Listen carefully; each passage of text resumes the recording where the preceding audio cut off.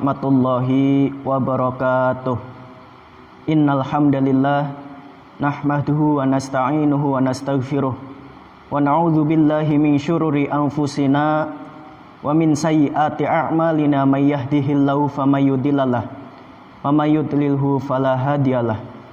Asyhadu an la ilaha illallah wa asyhadu anna Muhammadan abduhu wa rasuluhu la nabiyya ba'da. Rabbi shrah li sadri wa yassir li amri wahlul 'uqdatam min lisani yafqahu qawli. Amma ba'du.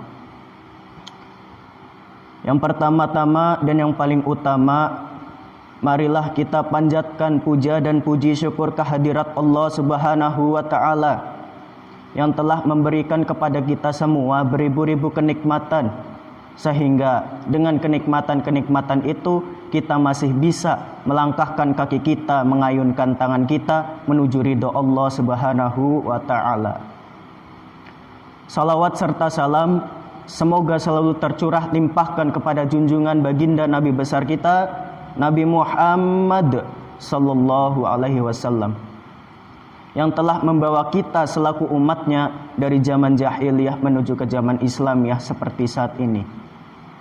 Sahabat rahimakumullah semuanya, pada kesempatan kali ini saya akan menyampaikan sedikit materi tentang 4 golongan manusia yang dirindukan oleh surganya Allah Subhanahu wa taala. Sahabat rahimakumullah, perlu diketahui surga merupakan tempat terindah. Surga merupakan tempat terbagus yang dijanjikan oleh Allah Subhanahu wa taala untuk hambanya yang bertakwa, yang dimana di dalam surga tersebut berisi kenikmatan-kenikmatan dan kebahagiaan-kebahagiaan yang hakiki yang tidak akan pernah kita terbayangkan oleh kita sebelumnya. Siapapun pasti mendambakan surga, siapapun pasti menginginkan surga, tetapi hanya dengan rahmat-Nya lah kita bisa memasuki surga tersebut. Seandainya manusia mengetahui gambaran surga, tentu saja mereka akan bersungguh-sungguh, tentu mereka akan berusaha sekuat tenaga mereka untuk bisa meraih surga tersebut. Mereka akan selalu mengerjakan apa yang diperintahkan oleh Allah Subhanahu wa taala, dan mereka akan meninggalkan apa yang dilarang oleh Allah Subhanahu wa taala. Namun begitu, ternyata ada 4 golongan manusia yang dirindukan oleh surganya Allah Subhanahu wa taala. Apa saja mereka? Apakah kita termasuk dari keempat golongan tersebut? Sebagaimana sabda Nabi Muhammad SAW tentang 4 golongan manusia yang dirindukan oleh surganya Allah Subhanahu wa taala ini, yang berbunyi, A'udzubillahi minasyaitonirrajim. Bismillahirrahmanirrahim. Al-jannatu mushtaqatun ila arba'ati nafarin talil Qur'an wa hafidhil lisan wa mut'imil ji'an wa shaimi fi syahri Ramadan. Rawahu Abu Daud wa Tirmidzi an Ibnu Abbas. Kata Nabi Muhammad sallallahu alaihi wasallam, al-jannatu mustaqatun ila arba'ati nafarin. Surga merindukan 4 golongan.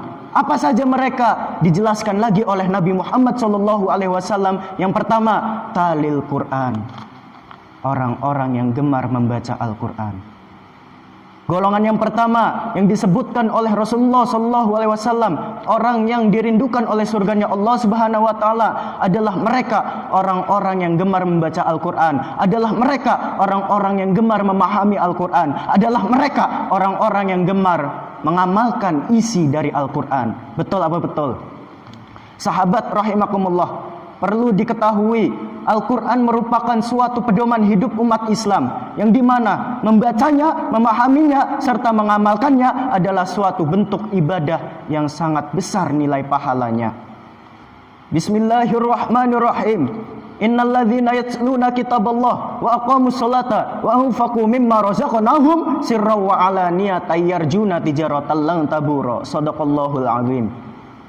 Allah Subhanahu wa taala berfirman, Innalladzina yatluna kitaballah, sesungguhnya orang-orang yang selalu membaca kitab Allah, wa aqamus salata, dan mendirikan salat, wa anfaqu mimma razaqnahum, dan menafkahkan sebagian harta yang telah kami anugerahkan kepada mereka dengan diam-diam atau secara terang-terangan, maka mereka itu mengharapkan suatu perniagaan yang tidak merugi.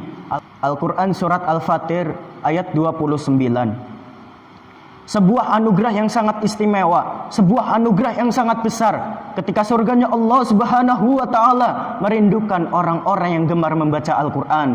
Kenapa? Karena dengan bacaan tersebut Allah Subhanahu wa taala telah memberikan ketenangan batin, kecintaan dan kasih sayangnya serta kemuliaannya, dan akan selalu diingat oleh Allah Subhanahu wa taala. Subhanallah. Balasan berupa pahala yang sangat besar juga telah Allah siapkan untuk orang-orang yang gemar membaca Al-Quran. Sebagaimana sabda Nabi Muhammad SAW yang artinya, barang siapa yang membaca satu huruf dari Al-Quran, maka baginya satu kebaikan dari bacaan tersebut. Satu kebaikan dilipatkan menjadi 10 kebaikan. Dan aku tidak mengatakan alif lam mim itu satu huruf, tetapi melainkan alif satu huruf, lam satu huruf, dan mim satu huruf. Hadis riwayat Tirmidzi.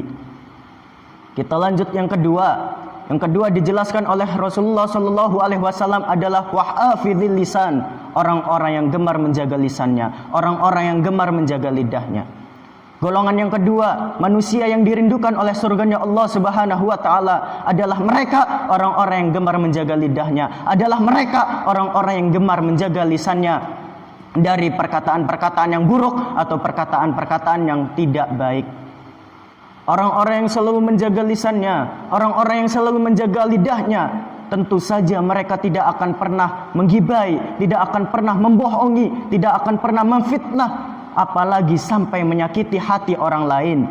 Maka dari itu, sahabat rahimakumullah semuanya, hendaklah kita menjaga lisan kita, hendaklah kita menjaga lidah kita. Kenapa? Karena sebagai bentuk ketaatan kepada Allah Subhanahu wa taala dengan perkataan-perkataan yang baik, benar, dan juga bermanfaat. Bismillahirrahmanirrahim. Ya ayyuhalladzina amanu taqullah wa qulu qawlan sadida yuslih lakum a'malakum wa yaghfir lakum dzunubakum. Wa may yuti'illaha wa rasulahu faqad faza fawzan 'azima. Shadaqallahul 'azim. Allah Subhanahu wa taala berfirman, "Ya ayyuhalladzina amanu taqullah." Hai orang-orang yang beriman, bertakwalah kamu sekalian kepada Allah Subhanahu wa taala. Wa qulu qawlan sadida, dan katakanlah perkataan yang baik. Maka niscaya Allah Subhanahu wa taala akan memperbaiki segala amalan-amalan kamu dan menghapuskan segala dosa-dosa kamu.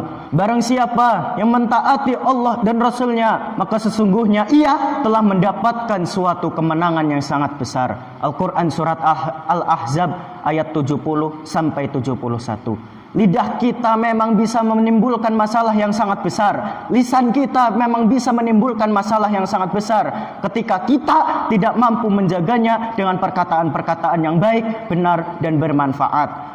Lidah kita bisa lebih tajam dari sebuah pedang. Kenapa? Karena dengan lidah kita ini bisa menimbulkan fitnah, bisa melakukan kebohongan, menebarkan kebencian, sehingga dari itu semua menimbulkan pertikaian dan perpecahan. Dari Abu Hurairah radhiyallahu anhu, sesungguhnya Rasulullah sallallahu alaihi wasallam telah bersabda, barang siapa yang beriman kepada Allah dan hari akhir, maka hendaklah ia berkata yang baik atau lebih baik diam. Barang siapa yang beriman, maka hendaklah ia memuliakan tetangganya. Dan barang siapa yang beriman kepada Allah dan Rasulnya, maka hendaklah ia memuliakan tamunya. Hadis riwayat Bukhari. Lanjut ke golongan yang ketiga, yang dimana dijelaskan oleh Rasulullah SAW lagi, yaitu wa mut'imil ji'an, yang artinya orang yang selalu memberikan makanan kepada mereka yang sedang kelaparan. Golongan yang selanjutnya, manusia yang dirindukan oleh surganya Allah Subhanahu wa taala adalah mereka orang yang selalu memberikan makanan kepada mereka yang sedang kelaparan. Kebiasaan bersedekah dan membantu orang lain yang membutuhkan memiliki banyak keutamaan. Kenapa?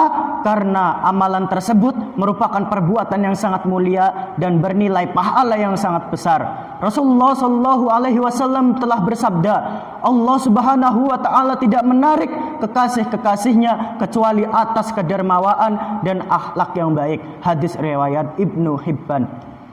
Hadis riwayat At-Tabrani diriwayatkan dengan sanad yang baik. Berkata Abu Asy'ah dari bapaknya, dari kakeknya, dia berkata, aku bertanya kepada Rasulullah sallallahu alaihi wasallam, "Ya Rasulullah, tunjukkan kepadaku amal yang menyebabkan aku masuk surga." Rasulullah sallallahu alaihi wasallam bersabda, yang memastikan kamu masuk surga dan mendapatkan ampunan adalah suka memberi makanan, menebarkan salam, dan berbicara dengan baik. Lanjut yang terakhir, yang dimana ini dijelaskan oleh Rasulullah sallallahu alaihi wasallam adalah wasaimi fi syahri Ramadan, orang-orang yang berpuasa di bulan suci Ramadan. Di bulan suci Ramadan Allah telah menjanjikan kepada hambanya ampunan dan pembebasan dari panasnya api neraka. Terutama bagi mereka yang ikhlas menjalankan ibadah puasa, menghidupkan malamnya dengan sholat, dan senantiasa mendekatkan diri kepada Allah Subhanahu wa ta'ala. Bismillahirrahmanirrahim. Man shoma ramadhana imana wahtisaban ghufira lahu ma taqaddama min dzambihi. Yang artinya Rasulullah sallallahu alaihi wasallam telah bersabda, barang siapa yang berpuasa di bulan suci Ramadan karena iman dan ikhlasnya, maka akan diampuni dosa-dosanya yang telah lalu. Hadis riwayat Bukhari Muslim. Rasulullah sallallahu alaihi wasallam juga bersabda, di surga ada 8 pintu. Di antara 8 pintu itu ada satu pintu yang dinamakan Ar-Rayyan, yang tidak boleh memasukinya kecuali orang-orang yang berpuasa. Hadis riwayat Bukhari. Setelah mengetahui ciri-ciri 4 golongan manusia yang dirindukan oleh surganya Allah Subhanahu wa ta'ala tersebut, maka sudah sepatutnya bagi kita untuk berlomba-lomba dalam kebaikan, keimanan, dan ketakwaan. Sekian dari saya. Apabila ada perkataan kata-kata yang salah, mohon dimaafkan. Wabillahi taufik wal hidayah. Wassalamualaikum warahmatullahi wabarakatuh.